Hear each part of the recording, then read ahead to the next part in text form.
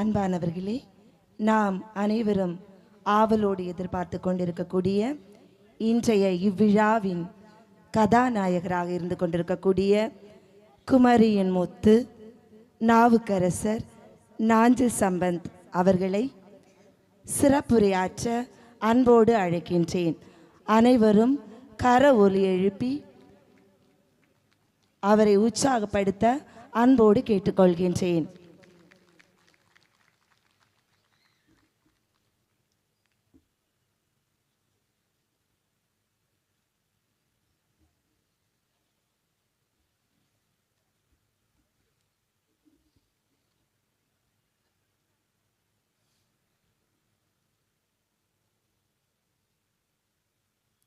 மரமும் நடுங்குகின்ற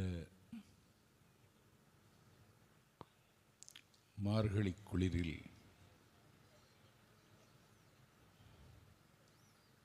எழிலும் அழகும் கொட்டி கிடக்கின்ற மேல்புறத்தில் மேல்புறம் வட்டார கிறிஸ்தவ ஐக்கியம் சார்பில் நடைபெற்று கொண்டிருக்கின்ற கிறிஸ்துமஸ் விழாவிற்கு தலைமை தாங்கி சிறப்பித்திருக்கின்ற மேல்புறம் வட்டார கிறிஸ்தவ ஐக்கியத்தின் மதிப்பிற்குரிய தலைவரும் வாத திருக்கத்தில் வல்ல வழக்கறிஞரும் இந்த வாய்ப்பின் வாசலை எனக்கு திறந்து வைத்தவருமான பேரன்பு பெட்டகம் வழக்கறிஞர் மோகன்ராஜ் அவர்களே, முன்னிலை ஏற்றிருக்கின்ற கிறிஸ்தவ ஐக்கிய வட்டாரத்தின் செயலாளர் நண்பர் ஸ்டாலின் அவர்களே, வந்தவர்களை வசந்தத்தின் தூதுவராக இருந்து வண்ணத்தமிழில் எண்ணமினிக்க வரவேற்று மகிழ்ந்திருக்கின்ற கிறிஸ்தவ ஐக்கியத்தின் பொருளாளர் SA கிங்ஸ்லி ஸ்வான் அவர்களே, இந்த நிகழ்வில் கலந்து கொண்டு வாழ்த்துரைத்திருக்கின்ற மனோகரமான மலையாள மொழியில் த ஆர்டிஃபிஷியல் இன்டெலிஜென்ஸ் செயற்கை நுண்ணறிவு எவ்வளவு பெரிய ஆபத்தை தரப்போகிறது என்பதை அறிவுறுத்தி இயேசுவினுடைய ஆசீர்வாதத்தை வேண்டி இங்கே உரையாற்றி அமர்ந்திருக்கின்ற very reverend messenger doctor Vincent Saint Peter Thekkan Kurusumalai இயக்குனர் அவர்களே, தெற்காசிய மீனவர் கூட்டமைப்பின் பொதுச் செயலாளர், ஐக்கிய கிறிஸ்தவ வட்டாரத்தை மனிதகுல கிறிஸ்தவ வட்டாரம் என்று இங்கே ஞானஸ்நானம் வழங்கி அமர்ந்திருக்கின்ற சங்கைக்குரிய ஃபாதர் சர்ச்சில் அவர்களே, ரட்சணிய சேனை டிவிஷனல் தளபதி மேஜர் அருள்குமார் அவர்களே, இறை வாழ்த்திலேயே என்னுடைய நெஞ்சை நிறைய வைத்த மேற்கு மாவட்டத்தில் 1997 அன்பியங்களை வழிநடத்துகின்ற வரலாற்று கடமைக்கு தலைமை தாங்கி கொண்டிருக்கின்ற அருட்தந்தை ஃபாதர் ஆல்வின் விஜய் அவர்களே, CSI ஆயர் மண்டல சபையின் ஆயர் கால்வின் நேசன் அவர்களே, மதசார்பற்ற ஜனதா தளத்தின் சார்பில் தன் மனத்தில் இருக்கிற வலியையும் காயத்தையும் உடைத்து பேசி உட்கார்ந்திருக்கிற அண்ணன் ஞானதாஸ் அவர்களே, முத்து தமிழில் இந்த நிகழ்ச்சியை தொகுத்து வழங்கி கொண்டிருக்கின்ற பேராசிரியை ஸ்ரீஜா ஸ்டாலின் அவர்களே, அரங்கம் நிறைய அமர்ந்திருக்கின்ற சிலுவை சுமந்திருக்கின்ற கிறிஸ்தவ பெருமக்களே, பால் நினைந்தூட்டுகிற என் பரிவுள்ள தாய்மார்களே, வரலாற்று மாற்றத்திற்கு அடையாளமாக விளங்குகிற வாலிப சொந்தங்களே, ஜனநாயகத்திற்கு உப்பாகவும் சர்க்கரையாகவும் இருக்கின்ற ஏடுகளின் ஊடகங்களின் பெருமைக்குரிய நிருபர்களே, உங்கள் அனைவருக்கும் என்னுடைய வணக்கத்தை தெரிவித்துக் கொள்வதுடன் உங்கள் அனைவருக்கும் பாவப்பட்ட மக்களுக்காக பாரச்சிலுவை சுமந்த இயேசு பிறந்த நாள் வாழ்த்துக்களை, கிறிஸ்மஸ் வாழ்த்துக்களையும் புத்தாண்டு வாழ்த்துக்களையும் தெரிவித்துக் கொள்வதில் நான் மிகுந்த மகிழ்ச்சி அடைகிறேன்.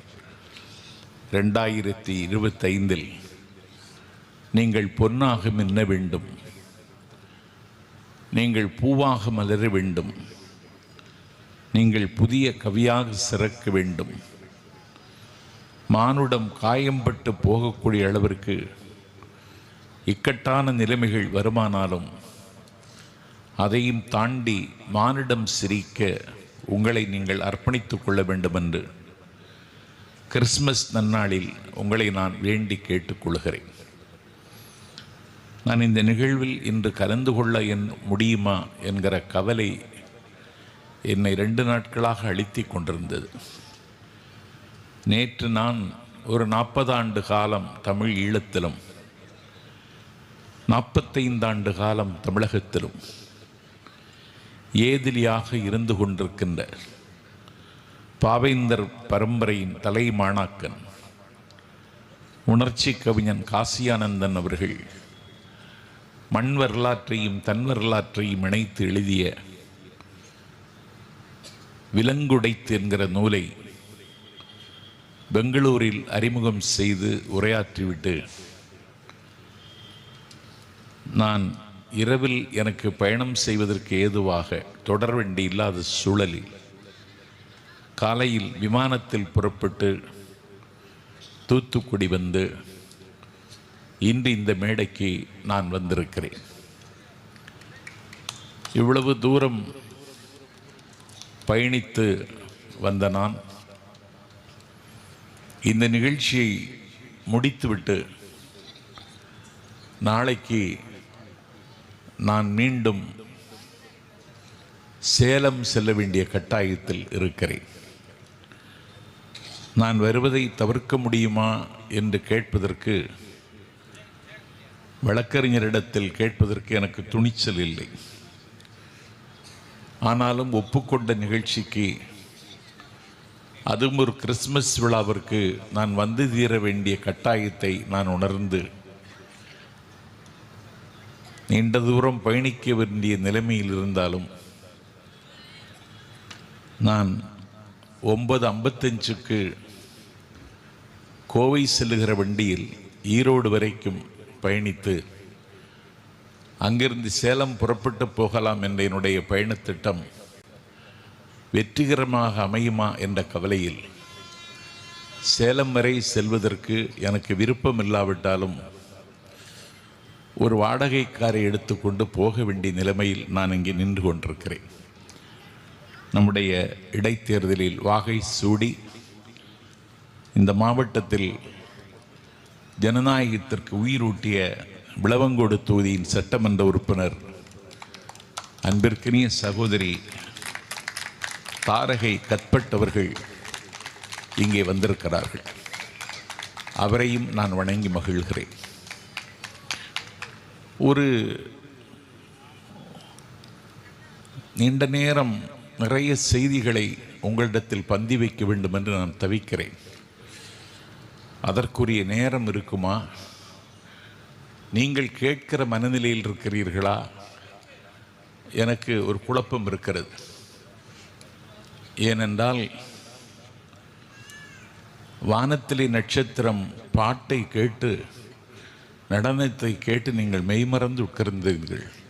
என்னிடத்தில் எந்த நட்சத்திரமும் இப்பொழுது இல்லை. ஆனாலும் ஒரு முக்கியமான காலகட்டம், எல்லாவற்றையும் உடைத்து சொல்ல முடியாதென்றாலும் நம் தலைக்கு மேல் இருக்கிற ஆபத்தை நாம் உணர்ந்து கொள்வதற்கு இந்த கிறிஸ்மஸ் நாளில் நாம் சூளுரைக்க வேண்டியவர்களாக இருக்கிறோம். கிறிஸ்தவம் மானுடம் பேசியது, கிறிஸ்தவம் மனிதம் பேசியது. கர்த்தர் மேல் நம்முடைய பாரத்தை எல்லாம் இறக்கி வைத்துவிட்டு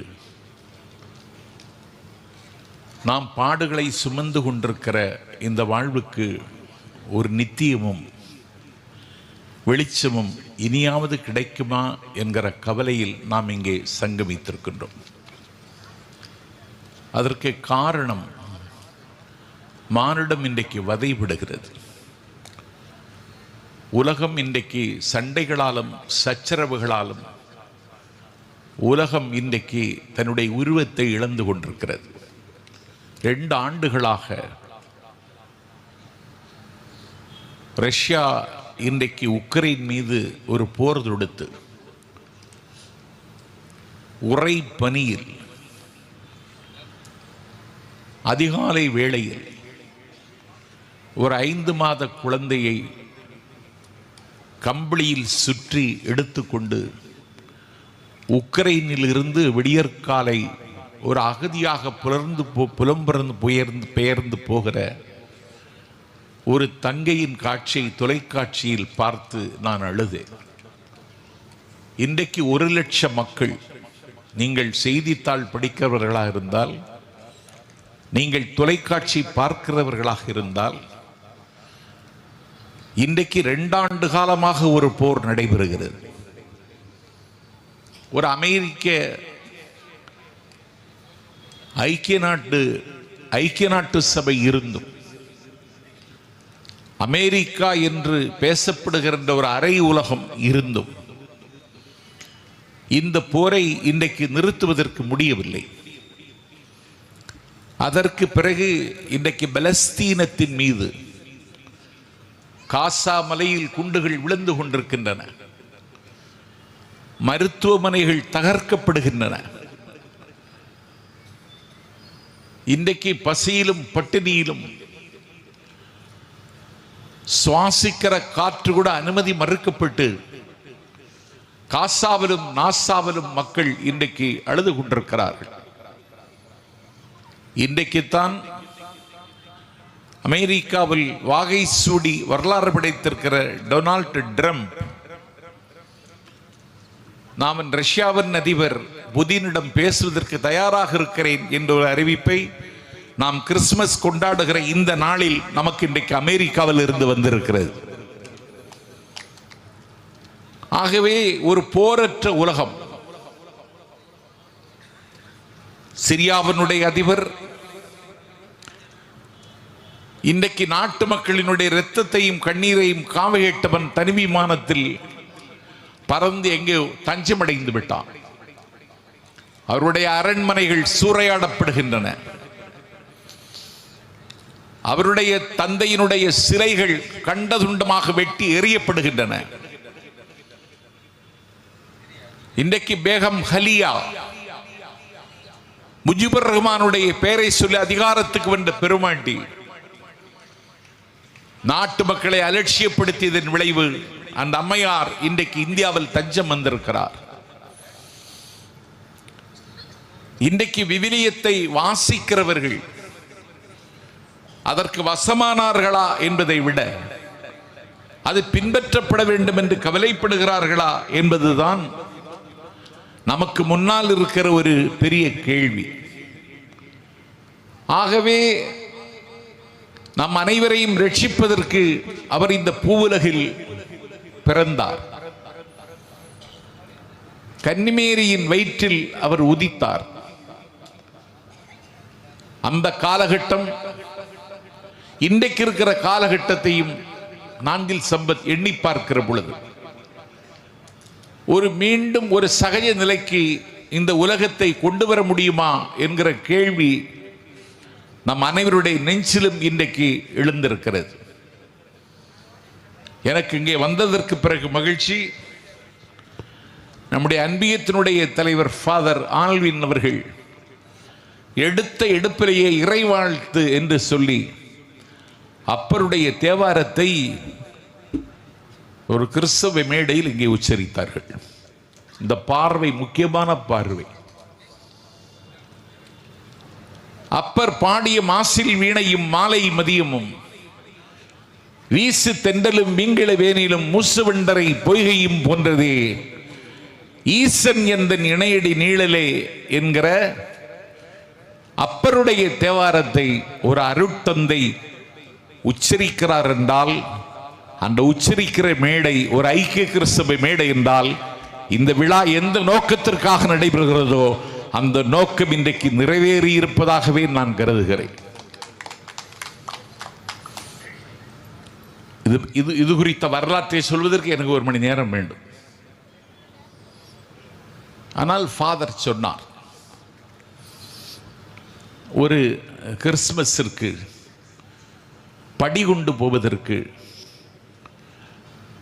தவிக்கிற ஒரு குடும்பத்திற்கு கணவன் மனைவிக்கும் மனைவி கணவனுக்கும் சிரமப்பட்டு வாங்கி கொடுத்த புத்தாடையை பரிசாக கொடுத்த 1990 வந்த ஒரு கதையை இங்கே ஞாபகப்படுத்தினார். எனக்கு ஒரு கதை ஞாபகம் வந்தது. அவன் ஒரு ஆலை தொழிலாளி. அவனுக்கு கை நிறைய சம்பளம் கிடையாது. அவன் அந்த ஆலை தொழிலில் அவனுடைய வியர்வைக்குரிய மதிப்பங்கே இல்லை. குறைந்த சம்பளம் தான் கொடுத்தார்கள். ஆனால் அவன் ஒரு பணக்கார வீட்டு பெண்ணை காதலித்து கல்யாணம் செய்து கொண்டான். ஒரு சின்னஞ்சிறிய குடிசையில் கரடுமிரடான ஒரு தரையில் அந்த காதலனோடு வாழ்வதற்கு ஒரு அரண்மனையில் வாழ்ந்தவள் ஒப்புக்கொண்டாள். அன்பினாலே அது சாத்தியமாயிற்று. தன்னுடைய காதல் கணவனுக்கு எதையாவது பரிசாக கொடுக்க வேண்டும் என்றவள் நீண்ட நாள் கவலைப்பட்டாள். ஒரு நாள் கடைக்கு சென்றாள். அவளுடைய காதலன் கையில் கட்டியிருக்கிற கடிகாரம், வாட்ச், அதனுடைய ஸ்ட்ராப் நைந்திருந்தது, கிழிந்தும் இருந்தது, நிறம் மங்கி இருந்தது. தன்னுடைய கணவனுடைய கடிகாரத்தை ஒரு ஸ்ட்ராப் வாங்க வேண்டும் என்று சொல்லி அவள் கடைக்கு சென்றாள். ஸ்ட்ராப்பை பார்த்து விட்டாள். என்னுடைய கணவனுடைய கருத்திற்கு இது அழகாக இருக்கும் என்று ஒரு ஸ்ட்ராப்பை தேர்வு செய்தாள். அதற்குரிய காசு கொடுப்பதற்கு அவளுடைய கையில் இல்லை. தன்னுடைய நீண்ட கூந்தலை வெட்டி விற்று அந்த காசை கொடுத்துவிட்டு அந்த ஸ்ட்ராப்பை வாங்கி வந்தாள். அவன் தன்னுடைய காதல் மனைவிக்கு எதையாவது வாங்கி கொடுக்க வேண்டும் என்று கருதி அவன் என்ன செய்தான்? அலைபாயக்கூடிய கூந்தல், கார் கூந்தல் என்பார்களே, அப்படி ஒரு கூந்தல் லெவலுக்கு அவருடைய கூந்தலை அள்ளி முடிப்பதற்கு ஒரு கிளிக் வாங்க வேண்டும் என்று சொல்லி ஒரு ஸ்லைடு வாங்குவதற்கு ஒரு கடைக்கு சென்றான். அங்கே கடைக்கு சென்று என்ன செய்யலாம் என்று சொல்லி அந்த கிளிப்பும் ஒரு கோம்பு ஒரு சீப்பும் வாங்கி கொண்டு வந்தான். அவர்கள் சந்திக்கிறார்கள், சங்கமிக்கிறார்கள் என்றால் அவளுடைய தலை மொட்டையாக இருந்தது. இவன் கடிகாரத்தை வெற்றுத்தான் அந்த கோம்பை வாங்கியிருக்கிறான். மனைவியினுடைய மகிழ்ச்சிக்காக அவன் தன்னுடைய கடிகாரத்தை விற்றான். கணவனுடைய மகிழ்ச்சிக்காக அவள் தன்னுடைய கூந்தலை இழந்தாள். இதற்கு பேர்தான் அன்பு, இதற்கு பேர்தான் காதல். ஃபாதர் அந்த கதையை சொன்ன பொழுது இந்த கதையை நான் அவருக்கு ஞாபகப்படுத்தினேன். ஆகவே அன்பினால் தான் உலகம் தழைக்கும். அண்ணல் காந்தியடிகளிடத்தில் கேட்டார்கள், ஒரு மிகப்பெரிய வல்லாதிக்கம் உலகம் முழுவதையும் தன்னுடைய காலடிக்குள் கொண்டு வந்திருக்கிற ஒரு மிகப்பெரிய வல்லாதிக்கம் பிரிட்டிஷ் எம்பையர். அவன் ஆதிக்கத்தாலும் ஆயுதத்தாலும் இந்தியாவை அடிமைப்படுத்தி வைத்திருக்கிறான்.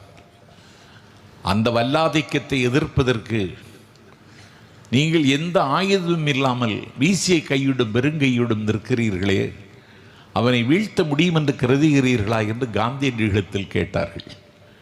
காந்தியடிகள் அப்போது சொன்னார்கள், சாந்தம் உள்ளவர்கள் பாக்கியவான்கள், அவர்கள் ரட்சிக்கப்படுவார்கள் என்று. அப்பொழுதுதான் பைபிளை அண்ணல் காந்தியடிகள் கோட் பண்ணுகிறார். ஆகவே சாந்தமும் அமைதியும் தான் உலகத்தில் நிரந்தரமாக வெற்றி பெறும் என்று காந்தி நம்பினார். ஒரு சூரியோதயத்தில் பிரிட்டிஷ் ஏகாதிபத்தியம் இந்த மண்ணிலிருந்து விடைபெற்று சென்றது. கொள்ளை கொடி வைக்க வந்த வெள்ளை ஏகாதிபத்தியத்திற்கு முடிவு கட்டுவதற்கு ஆயுதத்தை தூக்காமல் அன்பையும் சத்தியாகிரகத்தையும் அறத்தையும் நம்பிய காந்தி வெற்றி பெற்றார். ஆகவே உலகமும் அந்த அன்பையும் அறத்தையும் மீண்டும் தலைக்க செய்ய வேண்டுமானால் நம்முடைய எல்லோருடைய பங்களிப்பும் இன்றைக்கு தேவைப்படுகிற காலகட்டம் இந்த காலகட்டம். இன்றைக்கு நீங்கள் ரட்சிக்கப்பட வேண்டும் என்பதற்காகவே இயேசு கிறிஸ்து மனிதராய் பூமிக்கு இறங்கி வந்தார். அவர் வந்ததற்கு பிறகு அதிசயங்களை நிகழ்த்தினார், ஆச்சரியங்களை அரங்கேற்றினார், நோயாளிகளை அவர் சுஸ்தமாக்கினார். இந்த நாட்டில் புழுவும் இரத்தமும் சீழும் வடிந்து கொண்டிருந்த குஷ்டரோகிகளை அவர் தொட்டு சுகமாக்கினார். எல்லாவற்றிற்கும் அவரிடத்தில் இருந்தது அன்பு மட்டும்தான். அன்பு இருந்தால் எதையும் சாதித்து விட முடியும். அன்புக்காக உலகம் இன்றைக்கு இயங்குகிறது. ஆண்டன் சகவ் என்று சொல்லி ஒரு புகழ்பெற்ற உலகத்தின் மிகச்சிறந்த எழுத்தாளர், அவன் ஒரு கதை சொல்லுகிறான். அவனிடத்தில் இருப்பது ஒரு குதிரை, அந்த குதிரை ஓட்டுகிற வண்டி. அவன் திருமணம் செய்து கொள்ளவில்லை. கோவிலை கண்டால் கும்பிடுவான், குளத்தை கண்டால் குளிப்பான். அவன் விடுதலையாகி ஒரு சிட்டுக்குருவியைப் போல பறந்தான். பயணிகளை அந்த குதிரை வண்டியில் ஏற்றி கொண்டு அவன் பயணிப்பான். உரிய அவர்கள் கொடுக்கிற கட்டணத்தை வாங்கிக் கொள்வான். அது குறைவாக இருக்கிறதா கூடுதலாக இருக்கிறதா என்று எண்ணி பார்க்க மாட்டான். எனக்கு இன்றைக்கு விதிக்கப்பட்ட கடமை, இதை நான் செய்கிறேன் என்று ஒரு குதிரை வண்டிக்காரனும் ஒரு குதிரையும் தொடர்ந்து அந்த ஊரில் பயணித்து கொண்டே இருக்கும். அவனுக்கு திருமணம் ஆகவில்லை. அவனுக்கு 50 வயது தாண்டி விட்டது. அப்போது அவனிடத்தில் ஒருவன் சொன்னான், நீ திருமணமாக செய்து கொள்ளவில்லை, திருமணம் செய்து கொள்ளாவிட்டால் நீ நாளைக்கு நோயிற்றால் உனக்கு யார் மருந்து தருவார்? நீ அடிபட்டு விழுந்து கிடந்தால் உனக்கு அப்பொழுது ஆறுதலாக யார் இருப்பார்கள்? நீ துன்பப்பட்டு குடிசையிலே கிடக்கிற பொழுது உன்னுடைய கும்பிக்கு குடிப்பதற்கு கூழ் யார் தயாரித்து தருவார்கள்? சரியோ தவறோ, உன்னை ஏற்றுக்கொள்கிற ஒரு பெண் கிடைக்குமானால் அவளை திருமணம் செய்து கொள்வதுதான் புத்திசாலித்தனம் என்று சொல்லி அவன் ஒரு பெண்ணை திருமணம் செய்து கொண்டான். அவர்களுடைய கூட்டுக்களியில் அவர்களுக்கு ஒரு குழந்தையும் பிறந்தது. அந்த குழந்தை ஒரு தேடாமல் கிடைத்த திரவியம் என்று சொல்லி கணவனும் மனைவியும் மாறி மாறி அந்த குழந்தையை கொஞ்சினார்கள். அவனும் வளர்ந்தான். அவனுக்கு 12 வயதாகிற பொழுது அவனுக்கு மூளையில் வந்த புற்றால் அந்த 12 வயது பாலகன் இறந்து போனான். உடைந்து போனான் வண்டிக்காரன். என்ன செய்வது என்றவன் ஏங்கினான். அவனுக்கு உலகமே சூன்யமாகி போய்விட்டது. ஒரு குழந்தை பெற்றுக்கொள்வது நல்லது என்று சொன்னார்கள், பெற்றுக்கொண்டேன். என்னுடைய துன்பம் இப்பொழுது கடினமாக இருக்கிறதை நான் என்ன செய்வேன்? நான் அன்புக்கு ஏங்குகிறேனே, எனக்கு எங்கே அன்பு கிடைக்கும் என்று அவன் ஏங்கினான். இனி என்ன? இன்றைக்கு அரிசி வாங்க வழி இல்லை, இன்றைக்கு ரொட்டி வாங்க வழி இல்லை. மீண்டும் குதிரையை வண்டியில் கட்டினான், பயணத்தை தொடர்ந்தான். அவனுக்கு யாராவது ஆறுதல் சொல்லுவார்களா என்று அவன் எதிர்பார்த்தான். யாரும் அவனுக்கு ஆறுதல் சொல்லவில்லை. அந்த குதிரை குதித்து குதித்து ஓடுகிறது, பயணிகளை ஏற்றுகிறான். அந்த பயணியிடத்தில் அவன் சொல்லுகிறான், என்னுடைய மகன் இறந்து போனான், எனக்கு ஒரே மகன், நான் தவம் செய்து பெற்ற பிள்ளை இறந்து போனான் என்று சொன்னான். ஒரு பயணியும் அதை கண்டுகொள்ளவே இல்லை. அவனுடைய குரலை கேட்கவே இல்லை. அவனை இறக்கிவிட்டு இன்னொரு பயணியை ஏற்றினான். அந்த பயனிடத்திலும் சொன்னான், என்னுடைய மகன் இறந்து போனான், நான் மிகுந்த துன்பத்தில் இருக்கிறேன், எனக்கு ஆறுதல் கிடைக்கவில்லை என்று அப்போதும் சொன்னான். பிறப்பு என்று ஒன்று இருக்குமானால் சாவி என்று ஒன்று இருக்கத்தான் செய்யும் என்று அவர் சமாதானம் சொல்லிவிட்டவர் இறங்கிவிட்டார். பிறகு இன்னி ஒருவன் ஏறினான். அவனிடத்திலும் சொன்னார், எனக்கு ஒரு மகன் இருந்தான், அவன் இறந்து விட்டான், எனக்கு போகும் வழி தெரியவில்லை என்று சொன்ன பொழுது, பிறப்பும் இறப்பும் தான் இந்த உலகத்தில் நித்தியமானது, இதை புரிந்து கொள் என்று சொல்லிவிட்டு அவரும் இறங்கி போய்விட்டார். யாரும் அவனுக்கு அன்பினாலே ஆறுதல் சொல்லவில்லை. அவன் குதிரை வண்டி பயணம் முடிந்து குதிரையை கீழே வண்டியிலிருந்து அவிழ்த்து குதிரைக்கு கொள்ளும் தண்ணீரும் வைத்துவிட்டு அவன் குதிரையை கட்டி பிடித்து கொண்டு அழுதான். எல்லோரிடத்திலும் சொல்லிவிட்டேன் என்னுடைய துன்பத்தை, யாரும் எனக்காக அழவில்லை, யாரும் எனக்காக ஆறுதல் சொல்லவில்லை என்று அவன் குதிரையின் கன்னத்தில் முத்தமிட்டு விட்டு கதறுகிறான். அப்பொழுது குதிரையினுடைய கண்களில் கண்ணீர், மனிதனுக்கு வராத கண்ணீர் ஒரு குதிரைக்கு வந்தது என்று ஆண்டன் சகோ ஒரு சிறுகதையில் குறிப்பிடுகிறார். இன்றைக்கு என்ன நிலவரம்? அவருடைய பேர் ஸ்டேன்ஸ் ஃபாதர். இன்றைக்கு என்ன நிலவரம்? அந்த ஸ்டேன்ஸ் ஃபாதர் நம்முடைய பெரம்பலூர் அரியலூர் மாவட்டத்தை, திருச்சி மாவட்டத்தை சார்ந்தவர். நான் லால்குடிக்கு போயிருந்த பொழுது அவருக்கு இப்போ இந்த ஊர் தான் என்றார்கள். வயது அவருக்கு 82.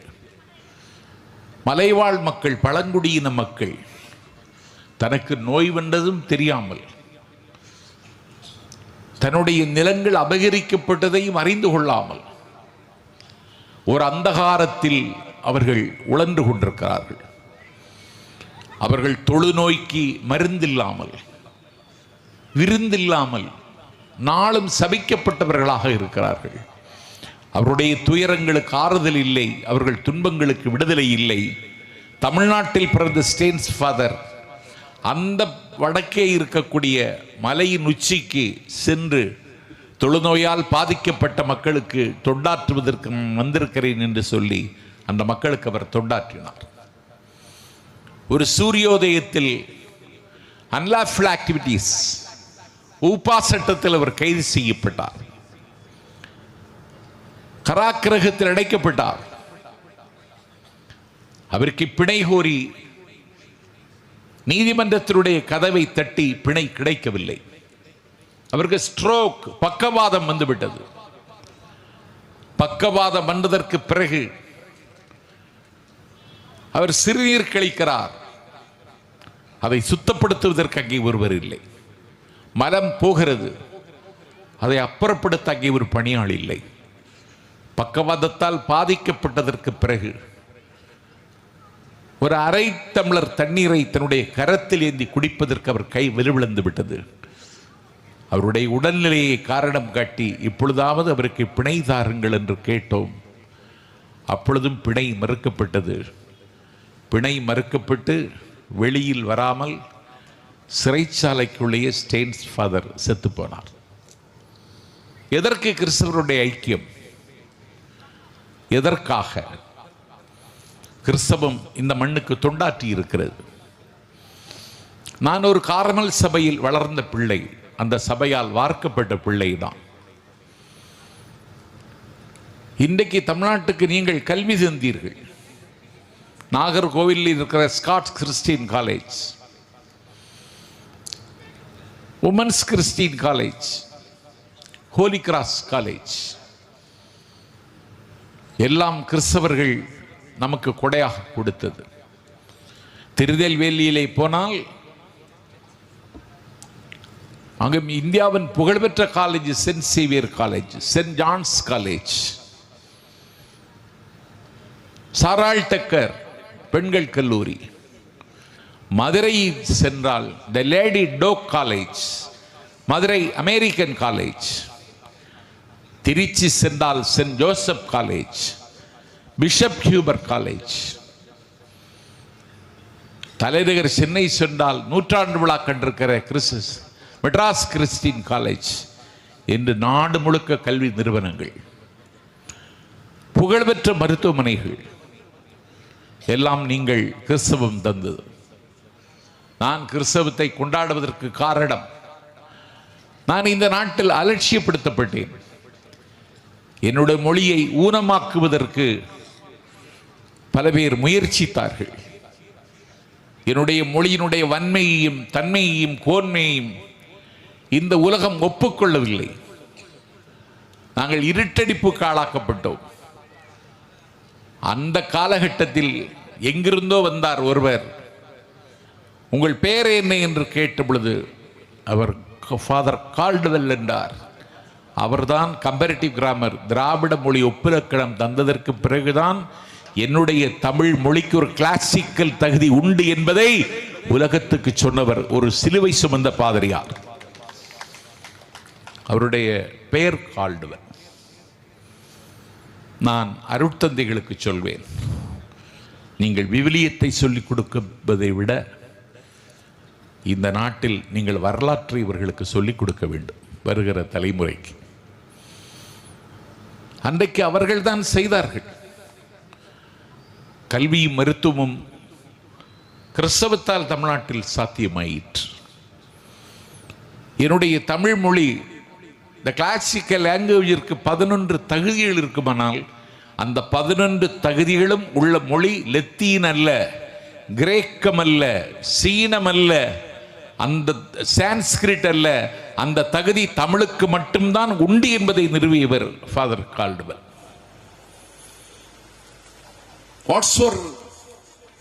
எங்கிருந்து வருகிறீர்கள்? Where do you come from என்று கேட்டபொழுது I am from Italy. எதற்கு வந்தீர்கள்? கிறிஸ்தவத்தை பரப்ப வந்தேன் என்று அவர் சொன்னார். What's your name? My name is Joseph Constantine Beschi என்றார். வாய்க்குள்ளே நுழைய மறுத்தது. ஊராக சென்றார். எல்லோரும் தமிழ் பேசுகிறார்கள். இங்கே ஒரு தொன்மையான பண்பாடு கொடிகட்டி பிறக்கிறது. ஒரு கிறிஸ்தவ ஐக்கிய விழாவில் திருநாவுக்கரசர் தேவாரத்தை ஒரு அருட்தந்தை சொல்லுகிறாரே, அப்படி என்றால் இது எவ்வளவு பெரிய உயர்ந்த பண்பாட்டினுடைய எச்சம் ஃபாதர். இந்த மக்களிடத்தில் கிறிஸ்தவத்தை பரப்ப வேண்டுமானால் அவர்களுக்கு தெரிந்த மொழியில் சொல்ல வேண்டும் என்று ஜோசப் கான்ஸ்டன்டைன் பெஸ்கி இத்தாலியில் இருந்து வந்தவர் அதற்காகவே படித்தார் தமிழை. தமிழை படித்து அவர் தன்னுடைய பெயரை தைரியநாதர் என்று மாற்றினார். தைரியம் என்பது தமிழ் அல்ல. அப்படியா? அப்பொழுது வீரமாமுனிவர் என்று மாற்றுகிறேன் என்று வீரமாமுனிவர் என்று பெயர் மாற்றினார். என்னுடைய தமிழ் மொழிக்கு நிகண்டுண்டு, டிக்ஷனரி கிடையாது. அவர்தான் முதல் டிக்ஷனரி சதுரகராதி தந்தார். இந்த நாட்டில் ஒரு சைவனுக்கு தமிழ்நாட்டில் தலை நிமிர்ந்து நிற்பதற்கு ஒரு எப்பிக், ஒரு காவியம் இருக்கிறது. அது சேக்கிழார் எழுதிய பெரிய புராணம். இந்த நாட்டில் கண்ணனை ஆராதிக்கிற வைஷ்ணவனுக்கு தமிழ்நாட்டில் தலை நிமிர்ந்து நிற்பதற்கு கம்பன் எழுதிய ஒரு ராமகாவியம் இருக்கிறது. இஸ்லாமிய எங்கள் வழி, இன்பத்தமிழ் எங்கள் மொழி என்று சொல்கிற என் நண்பன் டாக்டர் ஹாரூனுக்கு தமிழ்நாட்டில் தமிழனாக தலை நிமிர்ந்து நிற்பதற்கு உமறுப்புலவர் தந்த சீரா புராணம் இருக்கிறது. ஆனால் கிளமெண்டுக்கு, கிட்ரோஸுக்கு, ஜெசிந்தாளுக்கு, சிலுவை மேரிக்கு தமிழச்சியாகவும் தமிழனாகவும் தமிழ்நாட்டில் தன்னை காட்டிக்கொள்வதற்கு எங்களுடைய கிறிஸ்தவத்தில் ஒரு எப்பிக், ஒரு காப்பியம் இல்லை என்ற ஒரு குறையை இத்தாலி தேசத்தில் இருந்து வந்த அந்த ஃபாதர் வீரமாமுனிவர் தான் நமக்கு ஒரு தேம்பாவணியை தந்தார். அந்த அவர் தேம்பாவணியை தந்தார். தமிழ்நாட்டில் மிகப்பெரிய திருப்பம் ஏற்படுகிறது. இனி ஒருவர் வந்தார். Where did he come from என்று கேட்டபொழுது I am from London என்றார். லண்டனா? ஆம், லண்டனில் இருந்து வந்திருக்கிறேன். எதற்கு வந்திருக்கிறாய்? விவிலியத்தை பரப்ப வந்திருக்கிறேன். அவரும் நாடுபுறா சுற்றினார். தமிழும் தமிழர்களும் இரத்தமும் சதையுமாக இருக்கிறார்கள். இவர்கள் மத்தியில் விவிலியத்தை சொல்ல வேண்டும் என்றால் என் பெருமைக்குரியவர்களே, அவரும் சொன்னார், நான் தமிழில் சொல்லிக் கொடுக்க வேண்டும், அதற்காகவே தமிழ் படிக்கிறேன் என்று தமிழை படித்தவர், தமிழில் தோய்ந்தார், தமிழில் மூழ்கினார், தமிழில் முத்தெடுத்தார், தமிழில் ஆய்வு செய்தார்.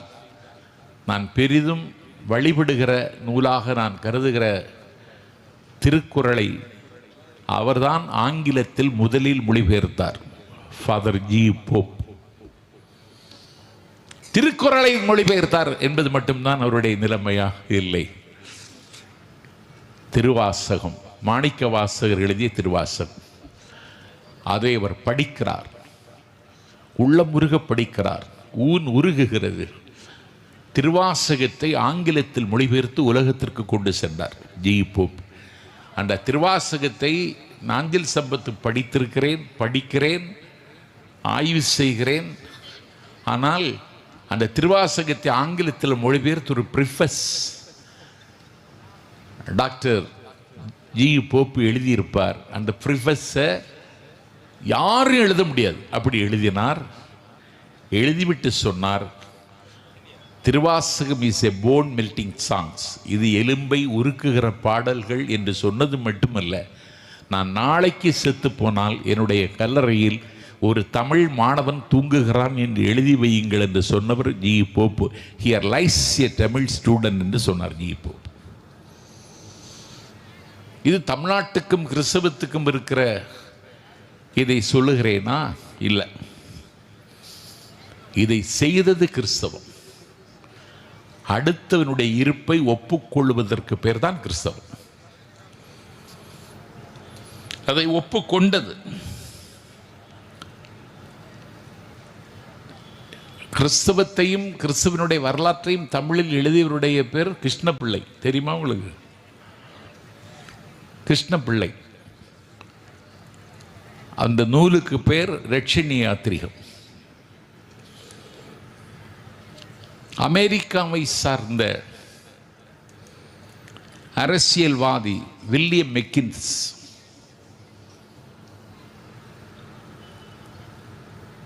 அவர் பயணம் செய்து கொண்டிருக்கிறார் ஒரு பேருந்தில். அவருடைய அமைப்பை சார்ந்த ஒரு தொண்டரும் அதே காரில் பயணம் செய்கிறார்கள். வில்லியம் மெக்கின்ஸ் பயணம் செய்கிற காரில் அவருடைய தொண்டரும் பயணம் செய்கிறார். ஒரு பேருந்து நிறுத்தத்தில் ஒரு ஸ்டாஃபில் வண்டி நிற்குது. ஒரு சூலுற்ற தாய், கர்ப்பிணி தாய் அந்த வண்டியில் ஏறுகிறாள். அவளுக்கு உட்கார இடம் கிடைக்கவில்லை. அந்த தொண்டர் என்ன செய்தார் என்றால் தூங்குவது மாதிரி பாசாங்கு செய்தார். அவர்களை நான் இன்றைக்கும் பார்த்து கொண்டிருக்கிறேன். நாகர்கோவிலிருந்து என் ஊருக்கு மணக்காவிளைக்கு வரணும்னா நான் நாகர்கோவில் வரைக்கும் வந்துடலாம். மணக்காவிளைக்கு வர்றது இன்னொரு நாட்டுக்கு போகிறது மாதிரி எனக்கு. நான் ஒரு அரசு பேருந்தில் ஏறிட்டா நான் நின்றுக்கிட்டே வர்றேன், நீங்களும் பஸ்லையான்னு கேட்பான். என்ன அடையாளம் கண்டுக்கிட்டவன். பின்ன நான் எதில் வரணும்னு எதிர்பார்க்கிறேன்னு கேட்டேன். அப்போதும் நான் என்னை தெரிந்த ஒரு தம்பி கூட உட்காருங்கன்னு சொல்ல மாட்டேங்கிறான். நான் அதை எதிர்பார்க்கல. ஒரு வயதான பெரியவர், தண்டூன்றி நடக்கிறவர், அவரே கம்பியை கட்டி பிடிச்சிட்டு பேருந்தில் பயணிக்கிறார். கல்லுளி மங்க மாதிரி பக்கத்தில் அவர் தான் உட்கார்ந்துருக்கான். அவருக்கு உட்கார்ந்து இடம் கொடுக்க மாட்டேங்கிறான். இன்னைக்கும் ஒரு வயது முதிர்ந்த தாய்க்கு, ஒரு கர்ப்பிணி பெண்ணுக்கு, ஒரு உடல்நலம் பாதித்தவனுக்கு, இல்லைன்னா ஒரு மாற்றுத்திறனாளிக்கு ஒரு பேருந்தில் ஒரு இருக்கையை கொடுக்க வேண்டும் என்கிற நிலைமைக்கு நீங்களும் நானுமே இன்னும் வரலையே. அன்னைக்கு அமெரிக்காவில் வில்லியம் மெக்கின்ஸ் பயணம் செய்த பேருந்தில் அவருடைய தொண்டரும் பயணம் செய்கிறார். ஒரு கர்ப்பிணி பெண் பேருந்தில் ஏறிவிட்டால் அந்த தொண்டர் தூங்குவது மாதிரி பாசாங்கு செய்கிறான். வாய் திறந்து எனக்கு உதவுங்கன்னு கேட்க முடியாது. அந்த வில்லியம் மெக்கின்ஸே எழுந்து நீங்கள் உட்காருங்கம்மான்னு சொல்லி அவர் நின்று கொண்டு பயணம் செய்கிறார். வில்லியம் மெக்கின்ஸ் நின்று கொண்டு பயணம் செய்கிறார். இந்த தொண்டர் அப்பொழுதும் பாசாங்குத்தனமாக தூங்கிக் கொண்டே இருக்கிறான். காலம் மாறியது. வில்லியம் மெக்கின்ஸ் ஒரு நாள் அமெரிக்காவின் அதிபராகிவிட்டார். அவர் செய்தது என்னது? ஒரு கற்பனை பெண்ணுக்கு இடம் கொடுத்தார். அவர் அமெரிக்காவினுடைய அதிபராகிட்டார். இந்த தொண்டர் இருக்கான வில்லியம் மெக்கின்ஸ்ட போய் கேட்கான், நானும் சர்வீஸ் பண்ணியிருக்கேன், எனக்கு அரசாங்கத்தில் ஏதாவது ஒரு பாடநூல் வாரிய தலைவர் பதவியாவது தாங்கன்னு கேட்குறான். அவர் பதில் சொல்லலை. அவர் அந்த அதிகாரத்தில் இருக்கிறது வரைக்கும் அவனுக்கு போட்டும் கொடுக்கலை. ஒரு கற்பனை பெண்ணுக்கே இடம் கொடுக்காத காபோதி உனக்கு பதவி வேற வேணுமான்னு மனசுக்குள்ள நினைச்சு கடைசி வரைக்கும் கொடுக்கல. அப்படின்னா உதவுகிறவர்களை கர்த்தர் உயரத்தில் உட்கார வைப்பார் என்பதற்கு வில்லியம் மெக்கின்ஸனுடைய வாழ்க்கை சாட்சி. இயேசு ஒருவருடைய வீட்டுக்கு உணவிருந்து சென்றார். பயங்கரமான கூட்டம். நான் முந்தி நீ முந்தி என்று இருக்கைக்கு முந்துகிறார்கள். அப்போது இயேசு சொன்னார், ஒரு முக்கியமான நபரை நீங்கள் கூப்பிட்டுருந்தா உங்களுக்கு இந்த இடர் வந்திருக்காது அப்படின்னு சொன்னார் இயேசு. என்ன சொல்கிறீங்கன்னு கேட்டாங்க. இந்த பந்தியை பரிமாறுகிறவரும் அந்த குடும்பத்தில் உள்ள தலைவரும், ஒன்றும் இல்லை, நீங்கள் வக்கீல் தேவராஜை கூட்டிருந்தா எல்லாரும் அவரை உட்கார சொல்லுவான், எழுந்து கொடுத்துருவான் இருக்கிற இடத்த. நீங்கள் ஒரு செல்வாக்குள்ள ஒரு ஆளை கூப்பிட்டா அவரை உட்கார சொல்லுவதற்கு எல்லோரும் முன் வருவார்கள். அப்படி ஒரு சூழ்நிலை இங்கே வந்திருந்தா யார் உட்காருதுங்கிற போட்டியே வந்திருக்காது, நீங்கள் அதில் தப்பு பண்ணிட்டீங்கன்னு ப்ராக்டிக்கல் நாலேஜ் ஆட்டு இயேசுவே ஒரு கல்யாணப்பந்தி வீட்டில் மொழிகிறார். ஒரு மிகப்பெரிய வீரன் அவன். மாசிடோனிய மாமன்னனுடைய மகன் அலெக்சாண்டர். நிகரற்ற வீரன்.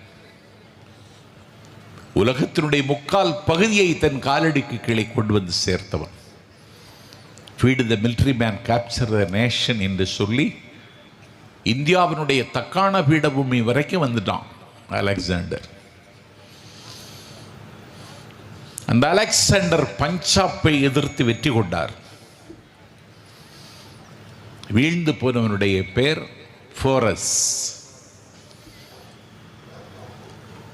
தோற்றுப்போன போரஸ் மன்னனை அலெக்சாண்டர் முன்னால் கொண்டு வந்து நிறுத்தினார்கள். அலெக்சாண்டர் போரஸ் மன்னனிடத்தில் கேட்டார், என்ன நினைக்கிறீர்கள் என்று. அரசியலில் வெற்றி தோல்வி சகஜம்தான். இன்னைக்கு அப்படி தான் பல பேர் சொல்லிட்டு இருக்கோம். அரசியலில் வெற்றி தோல்வி சகஜம்தான். வென்றவன் தோற்பதும் தோற்றவன் வெல்வதும் வாடிக்கைதான். தோற்றாலும் நான் தான் இன்னும் பஞ்சாபின் மன்னன் தான். அலெக்சாண்டர் அதிர்ந்து போனார். தோற்றாலும் நான் தான் இப்போதும் மன்னன். நீ வெற்றி பெற்றிருக்கலாம், ஆனால் தோற்று போனாலும் நான் தான் மன்னன். என்கிட்ட என்ன எதிர்பார்க்கிறேன், என்ன எக்ஸெப்ட் பண்ணுறீங்கன்னு கேட்டார் அலெக்சாண்டர். ஒன்றும் இல்லை, என்னை கௌரவமாக நடத்த வேண்டும் என்று கேட்டான்.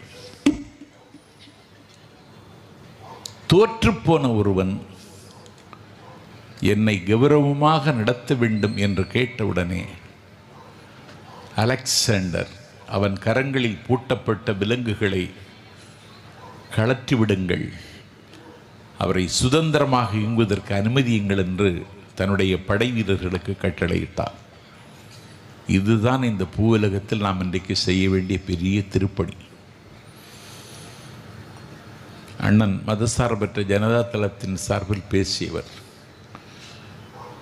கிறிஸ்மஸ் வந்ததுனாலே கடைகளில் பயங்கர வியாபாரம். நானே காலையில் வந்து இறங்கினோடனே என்னுடைய மனைவி ஒரு துண்டு சீட்டில் எல்லாம் எழுதி வாங்கிட்டு வா அப்படின்னு சொன்னான் என்கிட்ட. நான் வழக்கமாக மளிகை கடைக்கு சென்று இதை போட்டு கொடு அப்படின்னு அவன்கிட்ட கேட்டேன். கிறிஸ்துமஸ் நேரம்னு உங்களுக்கு தெரியாதான்னு என்கிட்ட கேட்டார் அவர். இப்போ வராதிங்க, 3 மணிக்கு பிறகு வாங்கினார். அப்படி வியாபாரம் கொடிகட்டி பறக்கிறது. வாலிப தம்பிகள் பாயும் புலி போல இருசக்கர வாகனத்தில் பாய்ந்து வருகிறான். ஒரு ஸ்டாட்டிஸ்டிக்ஸ், ஒரு புள்ளி விவரத்தை உங்களுக்கு மிகுந்த கவலையோடு சொல்லுகிறேன். சாலை விபத்தில் சாவின் மடியில் விழுகிற அனைவரும் பெரும்பாலும் கிறிஸ்தவ வாலிபர்களாகவே இருக்கிறார்கள் என்பதை கவலையோடு இங்கே பதிவு செய்கிறேன். இதற்கு பெயர் கிறிஸ்துமஸாக இருக்க முடியுமா? ஆரவாரமும் ஆர்ப்பாட்டமும். ஒரு வைக்கோலில் பிறந்தவர் இயேசு கிறிஸ்து. நான் பாளையங்கோட்டையில் போனவரிடம் வைக்கோலில் பிறந்த வைரம் என்ற தலைப்பில் பேசினேன் நான். ஆகவே எவ்வளவு எளிமை அவரிடத்தில் இருந்தது. எப்போதும் அவர் ஆரவாரம் செய்யவில்லை, எப்போதும் அவர் தன்னை முன்னிறுத்திக் கொள்ளவில்லை. சபிக்கப்பட்ட மக்களுக்காக அவரே ஜெபித்தார். தீமைகள் அதிகமானால் நீ நன்மை மட்டுமே செய்ய நம்மை ஆற்றுப்பிடித்தனார், அறிவுறுத்தினார். தீமைகள் பெருகி கொண்டே இருந்த பொழுதும் அவர் இந்த நாட்டில் தேசாந்திரியாக நடந்து பாதிக்கப்பட்டவர்களுக்கு ஊன்றுகோலாக இருந்தார். துயரங்களுக்கு ஆறுதலாக இருந்தார். துன்பங்களுக்கு விடுதலையை வாங்கி தந்தார். கோடிக்கணக்கான மக்களினுடைய கனவுகளுக்கு அவர் சிறகுகள் தயாரித்து தந்தார். உலகத்தில் பெரிய அதிசயம், பிலோத்துவின் சபையில் கூட அவருக்கு நியாயம் கிடைக்கவில்லை. இந்த சுற்றி இருக்கிற சீடர்களில்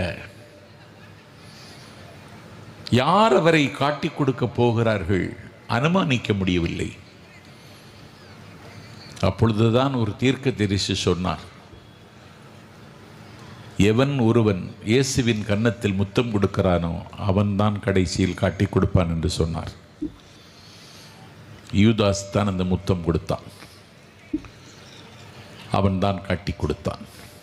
லட்சுமி யாத்திரிகத்தில் கிருஷ்ணபிள்ளை சொல்லுகிறார், தன் அரிய திருமேனி சதைப்புண்டு தவிப்பெய்தி பன்னறிய பலபாடுபட்ட பொழுதும் எந்தாய் தாம் செய்வது இன்னதென அறிகிறார், அவரது பிழையை மன்னியும் என்று மரணத்தின் வாசலில் நின்று கொண்டு இந்த மரணத்தை எனக்கு தந்த மகா பாவியை மன்னியுங்கள் என்று சொன்னவர் இயேசு கிறிஸ்து. சொன்னது கிறிஸ்தவம்.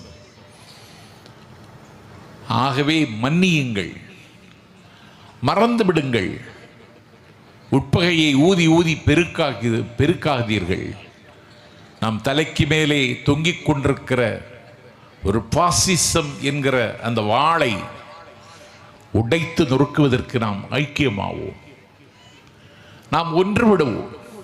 ஒரு பிரபகண்டா, ஒரு பிரச்சாரத்தை இதற்காக நாம் மேற்கொள்வோம்.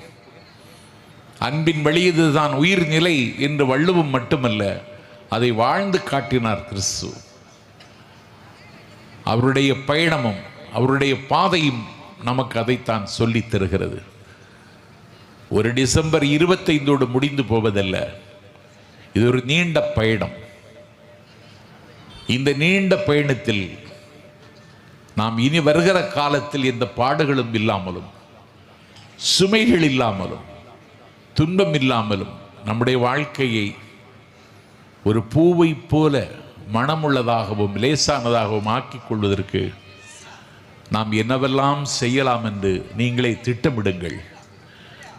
அதை நடைமுறைப்படுத்துவதற்கு என்ன வாய்ப்பு இருக்கிறது என்று யோசியுங்கள். யாரிடத்திலும் பகைமை பாராட்ட வேண்டாம். அந்த அன்பை நிலைநிறுத்துவதற்கும் அந்த அன்பின் கொடி உயர உயர பரப்புவதற்கும் நாம் ஒவ்வொரு நாளும் என்ன செய்தோம் என்கிற கேள்வி நமக்குள்ளே கேட்டுக்கொண்டு அதற்கான நாட்தான் கிறிஸ்மஸ். அந்த கிறிஸ்மஸை கூடி இருந்து குளிர்ந்து எல்லோரும் கொண்டாடுங்கள், அன்பை பரிமாறுங்கள். மானுடம் தலைப்பதற்கு நீங்கள் ஏதாவது செய்ய வேண்டும்.